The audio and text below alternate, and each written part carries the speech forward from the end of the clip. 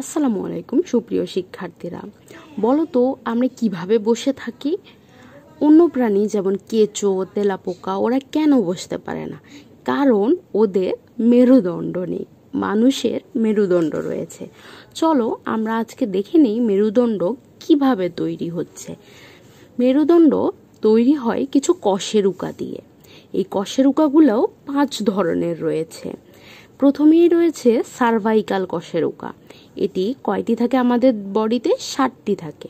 তারপর রয়েছে থোরাসিক কশেরুকা, এটি আমাদের বডিতে 12টি রয়েছে। আর লাম্বার 5টি, স্যাক্রাল 1টি এবং ককেজিয়াল হচ্ছে 1টি।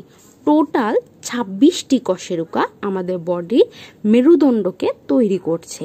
কিন্তু এই 26টি শুধুমাত্র পরিণত বয়সে, অর্থাৎ যখন আমরা পরিণত বয়সে পৌঁছে যাই তখনই 26টি কশেরুকা তৈরি হয়। তার আগে অর্থাৎ আমরা যখন অপরিণত বয়সে থাকি তখন কিন্তু 33টা কশেরুকা থাকে। 33টা কিভাবে হয়? তখন এই 3টা কাউন্ট ঠিকই থাকে, কিন্তু স্যাক্রাল আমাদের বডিতে প্রথমে 5টি থাকে। এই 5টা স্যাক্রাল একত্রিত হয়ে একটি স্যাক্রামে পরিণত হয় এবং ককেজিয়ালও 4টি থাকে। এই 4টি পরবর্তীতে একটিতে পরিণত হয়। এভাবে অপরিণত বয়সে 33টি আর পরিণত বয়সে হচ্ছে 26টি কশেরুকা দিয়ে আমাদের মেরুদণ্ডটি তৈরি হয়।